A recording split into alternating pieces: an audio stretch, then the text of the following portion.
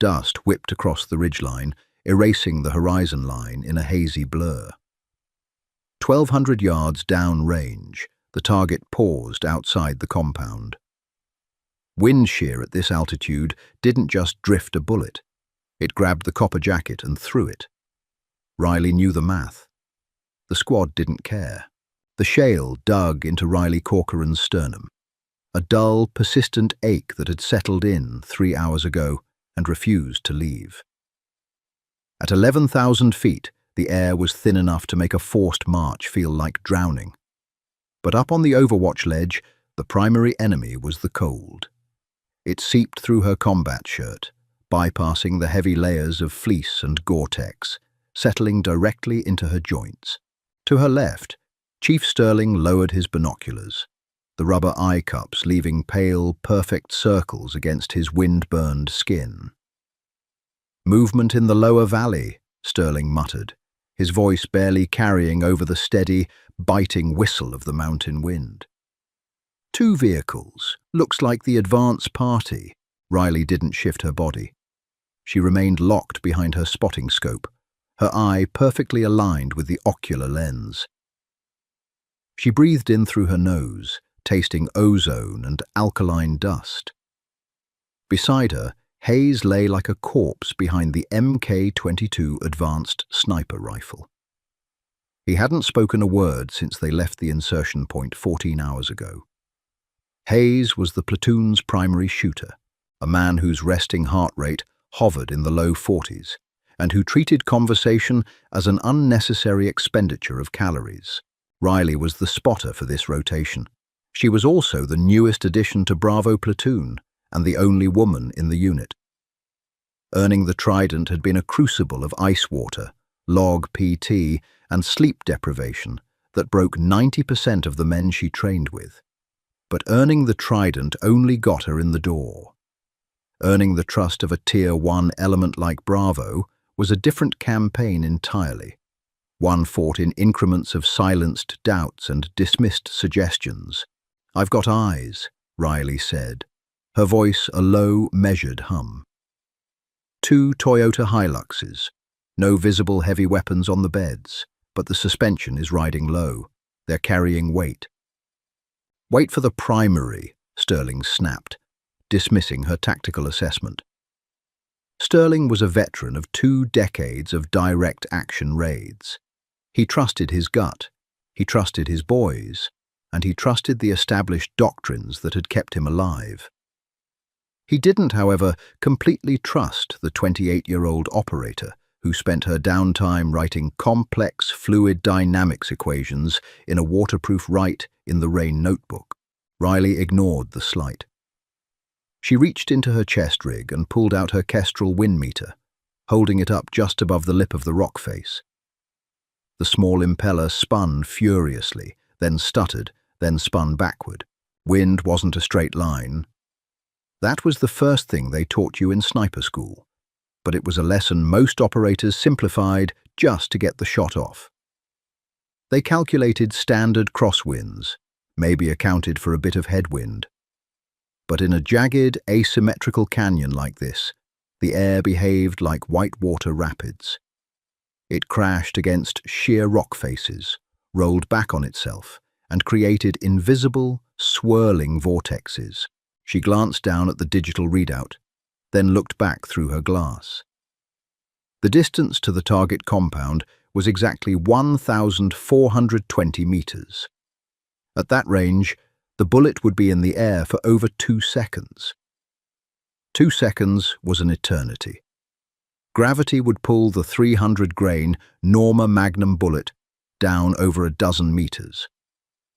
The rotation of the Earth, the Coriolis effect, would shift it slightly to the right. The aerodynamic jump from the bullet's spin, interacting with the crosswind, would push it vertically. Riley logged the baseline numbers, but the math felt hollow. The Kestrel only told her what the wind was doing right here, at the muzzle. It told her nothing about the 1,420 meters of dead space between their muzzle and the compound walls. "Dawson," Sterling whispered over the internal comms. "Status on the rear flank." Quiet as a grave, Chief, Dawson replied, stationed 50 yards behind them, watching their six. Just rocks and goats. Riley shifted her focus away from the vehicles and began scanning the environment. She wasn't looking at people. She was looking at the air. She watched the way the scrub brush bent halfway down the slope. She tracked the heat mirage boiling off the canyon floor, the shimmering waves of light that bent and distorted the rocks behind them. The mirage was the true tell. Close to the target, the heat waves were leaning hard to the right, indicating a standard left-to-right crosswind at about 7 miles per hour. But midway across the chasm, the mirage wasn't leaning. It was boiling straight up and then aggressively curling back to the left. A rotor, Riley thought, her mind instantly visualizing the invisible current. The primary wind was blowing over the top of the canyon from the east, slamming into the western rock wall, plunging downward and sweeping back across the canyon floor in the exact opposite direction. It was a massive, violent eddy, a bullet flying through that would hit a left-to-right wind for the first 500 meters, get sucked down by a downdraft, and then get slammed by a severe right-to-left wind for the final stretch. She pulled a grease pencil from her kit and began scribbling variables on the plastic dope card strapped to her forearm. She cross-referenced the bullet's ballistic coefficient against the barometric pressure and the strange, conflicting wind vectors she was reading from the environment. The math was ugly. It defied the standard ballistic tables printed in the manuals. She looked over at Sterling. The chief was looking at a patch of dust kicking up near the target compound. "Wind is full value," Sterling stated, not looking at Riley. "Left to right. Call it 10 miles an hour constant." Riley looked at her forearm. If Hayes shot based on Sterling's call, he would hold his crosshairs to the left of the target, expecting the wind to blow the bullet right. But the reverse rotor in the middle of the canyon would catch the round. If Hayes held left, the bullet wouldn't just miss, it would be blown 50 inches off target. A clean miss. Worse, an alerting miss. Riley cleared her throat, a soft, deliberate sound. "Chief, respectfully, the wind is bouncing. We have a severe reverse thermal in the valley belly." Sterling didn't move his binoculars. "I've been shooting in these mountains since you were in middle school, Corcoran. The wind is left to right." "At the target, yes," Riley pressed, her tone completely devoid of emotion. Emotional pleading lost arguments in Bravo platoon. Cold, hard facts won them, usually. "But the mid-flight vector is right to left. It's a canyon rotor.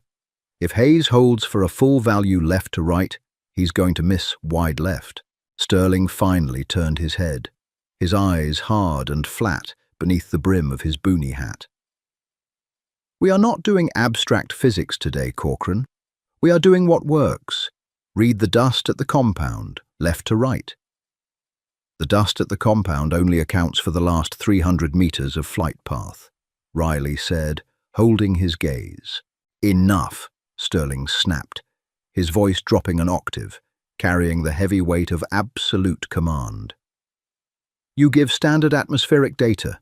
You do not countermand my wind calls. Understood?" Riley felt a sharp spike of frustration in her chest, but her face remained a mask of professional indifference. "Understood, Chief." She turned back to her spotting scope. Beside her, Hayes hadn't twitched. His breathing remained slow, rhythmic, lifting his ribcage in a barely perceptible swell. He was a machine bolted to a rifle. Riley wondered, not for the first time, if he had even heard the exchange. 30 minutes later, the radio cracked to life. "Bravo 2, this is Overlord. Be advised, package is on the move. 3 black SUVs approaching from the North Road. ETA to your kill box is 2 mics. "Copy, Overlord," Sterling replied. "Bravo 2 has the approach." The lethargy of the cold vanished instantly. replaced by the hyper-focused adrenaline of an impending strike. Riley tightened her grip on the spotting scope. "Vehicles in sight," she called out. 3 dusty land cruisers emerged from the narrow pass at the far end of the valley, tires churning up thick plumes of alkaline dirt. They moved slowly, navigating the treacherous, washed-out road that led to the compound gates. "Hayes, you on?" Sterling asked. "On," Hayes whispered. It was the first word he had spoken all day. His voice was like dry gravel. "Target is the VIP," Sterling said. "We need positive PID before we go loud. He should be in the middle vehicle. Wait for them to dismount." The convoy rolled into the courtyard. The heavy iron gates of the compound swung shut behind them. Armed guards stepped out of the lead and trail vehicles, their AK-47s slung loosely over their shoulders. They fanned out, creating a loose perimeter around the center SUV. Riley cranked the magnification on her glass to 40 times. The image was shaky for a fraction of a second before her trained muscles stabilized the optic. The rear door of the middle SUV opened. A man stepped out. He was tall, wearing a heavy wool coat over a traditional chalwa kameez. He had a thick, greying beard and a distinctive, prominent scar cutting through his left eyebrow. "PID," Riley said, her voice clinical. "That's him. Target acquired." "I see him," Sterling confirmed. "Distance? 1,420 meters, Riley stated. The target paused by the vehicle, lighting a cigarette. He was completely unaware of the 3 ghosts lying in the rocks nearly a mile away. He began walking toward the main building. They had a window of maybe 30 seconds before he stepped inside, and the opportunity evaporated. "All right, Hayes," Sterling said, his tone shifting into the rhythmic cadence of a spotter walking a shooter onto target. "Target is moving slow, left to right. Elevation hold is 14.2 miles. Wind is full value, 10 miles per hour, left to right. I want you to hold left 2.5 mils. Center mass." Riley's heart gave a single, violent thud against her ribs. 2.5 mils left. At this distance, a mil was roughly 1.4 meters. Sterling was telling Hayes to aim over 3.5 meters to the left of the man's chest, assuming the wind would blow the bullet perfectly back to the right. She looked through the glass. She looked at the scrub oak midway down the valley. It was violently whipping to the left. The reverse rotor was intensifying. The barometric pressure was dropping, and the cold air from the peaks was crashing down into the canyon, accelerating the eddy. If Hayes shot Sterling's call, the bullet would hit the dirt 5 meters away from the target.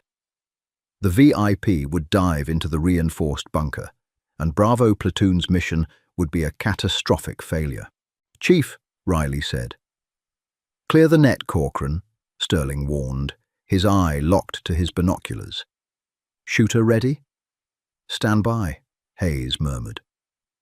Riley looked at the Kestrel. She looked at her grease pencil notes. She trusted her math. She had spent a lifetime trusting numbers when people failed her. She wasn't going to let a bad call ruin a mission just because she was afraid of rank. "Correction," Riley said, her voice slicing through the thin air, louder this time. Sharp, authoritative. "Wind is not full value. You have a mid-flight reverse rotor. It's going to grab the round at 700 meters and push it hard left. Elevation 14.2. Wind hold is right 1.2 mils. The silence on the outcropping was absolute. The only sound was the howling wind. Sterling lowered his binoculars, turning fully toward Riley. The anger radiating off him was palpable. "Operator, you are way out of line. I gave the wind call." "Your call is going to miss, Chief," Riley said, her eye never leaving the spotting scope. She watched the target take another step toward the door. Look at the mid-valley vegetation. Look at the mirage. It's bouncing off the west wall. I don't give a damn about your textbook theories, Sterling hissed. You're confusing the shooter. Hayes, disregard. Hold left 2.5. Target is 5 meters from the door, Riley said, her voice perfectly level, burying the spike of adrenaline.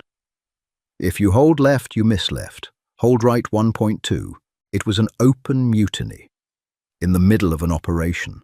It was the kind of infraction that could end a career, get her sent back to a standard SEAL team, or get her booted from the teams altogether. But Riley didn't care about her career right now. She cared about the physics. The physics were absolute. Hayes, Sterling commanded, his voice turning lethal. Shoot my call, left 2.5. The target took another step. 4 meters to the door. Riley held her breath.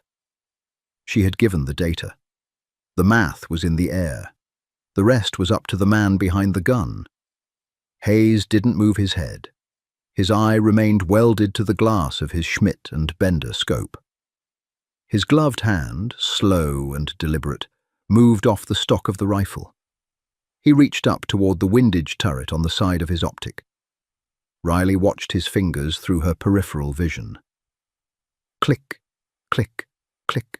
The sharp, metallic ratcheting of the turret cuts through the howling wind. Sterling froze.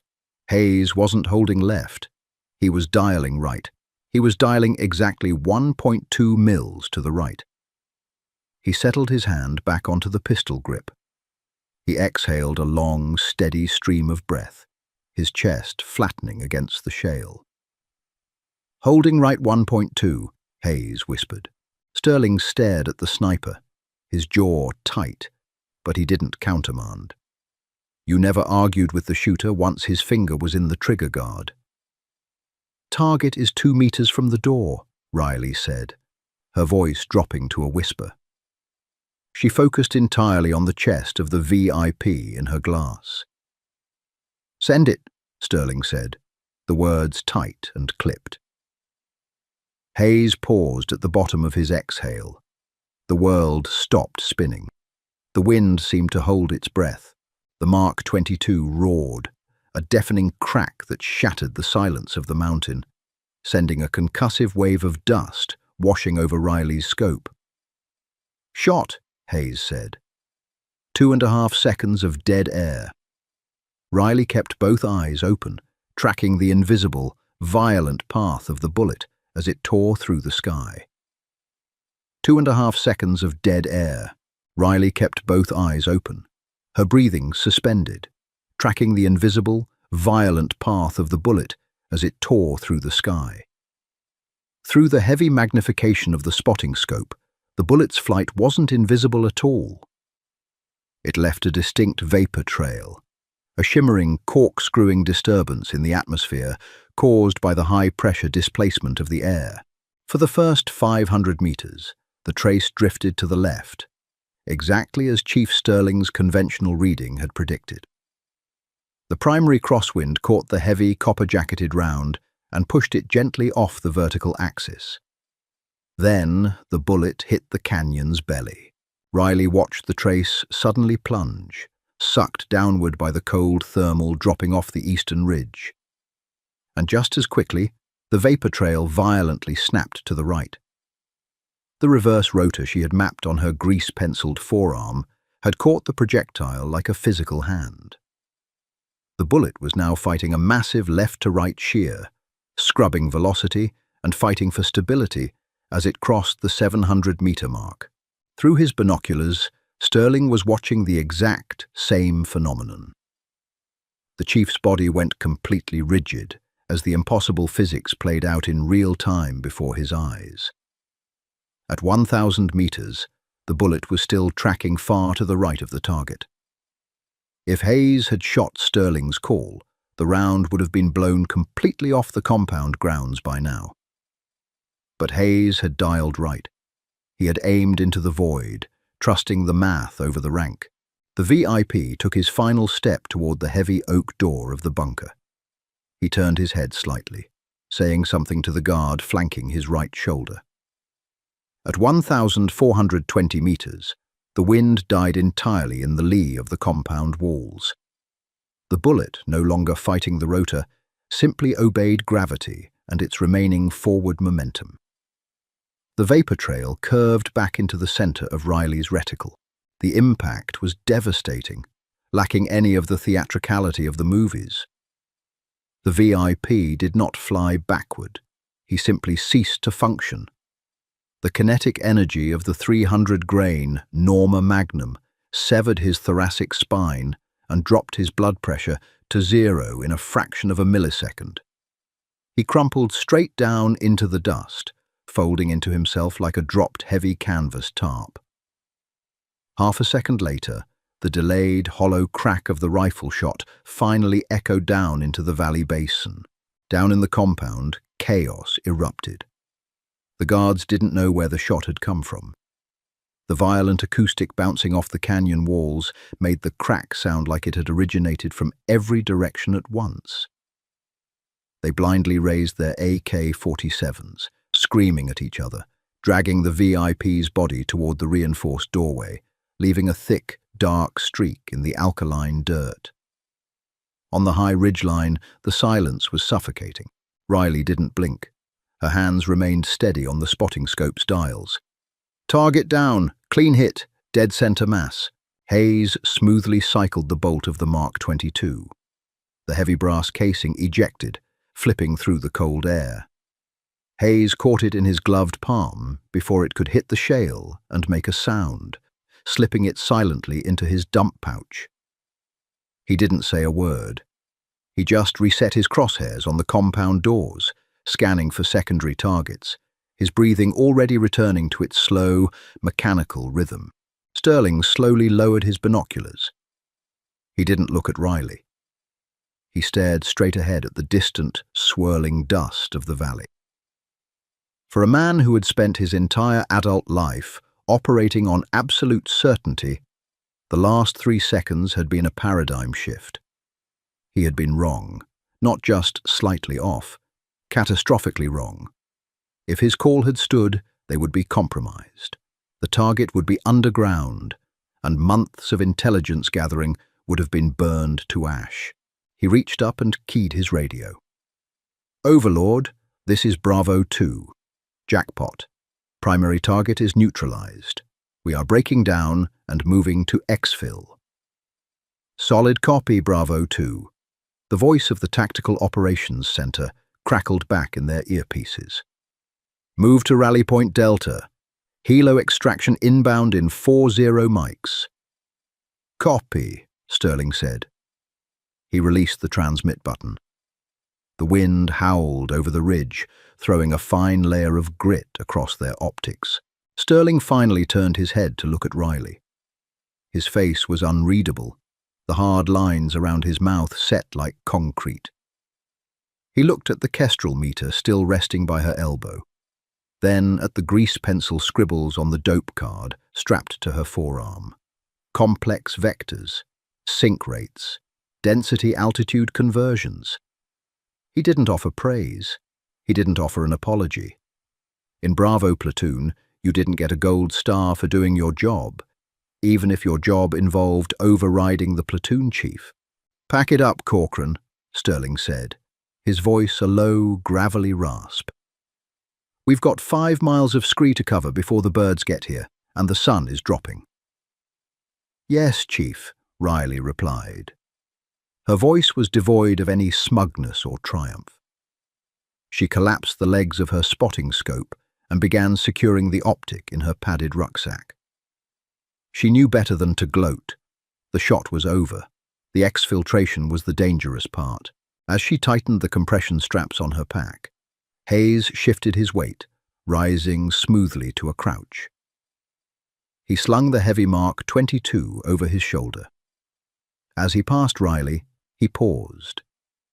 He looked down at her, his eyes shadowed beneath the rim of his helmet. Hayes reached into his tactical vest, pulled out a single, crushed piece of peppermint gum, and tossed it. It bounced off Riley's chest rig and landed in her lap. Good wind, Hayes muttered.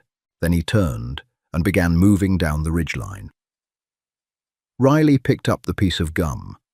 For the silent sniper of Bravo platoon, it was the equivalent of a standing ovation. The descent was brutal. As the sun dipped below the jagged western peaks, the temperature plummeted, turning the sweat inside their base layers into a chilling dampness. The terrain was a nightmare of loose shale and hidden fissures. They moved in tactical formation, Dawson taking the point, Hayes and Riley in the center, Sterling covering the rear. Every step required focus. One twisted ankle here meant a compromised unit, a medical evacuation, and a highly vulnerable position in hostile territory. Riley's thighs burned with lactic acid, her lungs fighting for oxygen in the thin air, but she kept pace perfectly. She matched Hayes's footfalls, stepping exactly where he stepped, minimizing the sound of sliding rock. Night vision goggles dropped over their eyes, turning the stark, grey mountainside into a glowing, monochromatic sea of green and black. For 2 hours, the only sounds were the crunch of boots, the heavy, measured breathing of the squad, and the constant, abrasive rush of the mountain wind. They reached Rally Point Delta with 4 minutes to spare. It was a flat, wind-scoured plateau tucked beneath a massive overhang of granite. Dawson set up a security perimeter, his thermal optics scanning the tree line below. Hayes found a slab of rock and sat, instantly resting his muscles, conserving every ounce of energy. Riley took a knee near the center of the plateau, shrugging off her heavy rucksack but keeping her primary weapon, the HK-416, across her chest. She pulled her canteen and took a slow, measured drink, the water freezing cold against her teeth. Footsteps crunched behind her. Sterling stepped into her peripheral vision. He didn't sit. He stood looking out over the dark valley they had just crossed, his silhouette a massive, imposing shadow against the starlit sky. For a long time, he just stood there. The distant rhythmic thumping of the Black Hawk helicopters began to vibrate in the air, a deep, percussive sound that rattled in the chest. "My third deployment in the sandbox," Sterling said quietly, his voice barely carrying over the incoming rotor wash. "I had a spotter named Miller, old-school Marine scout sniper. Could read wind by the way the heat waves rippled off a tin roof. Never used a kestrel, never did the math, just felt it." Riley stayed silent, her hand resting loosely on the pistol grip of her rifle, listening. "I learned everything I know from Miller," Sterling continued. "Taught me to trust my eyes. Taught me that the environment tells you everything if you just know how to look at it. I've been using his methods for 15 years. They never failed me." He paused, shifting his gaze from the valley to Riley. Until today, Riley looked up at him. "The environment does tell you everything, Chief, but up here, the environment is lying. The thermals are trapped. It creates an optical illusion with the mirage." Sterling nodded slowly. "Fluid dynamics." "Yes." "You saw the bounce," Sterling said, more of a statement than a question.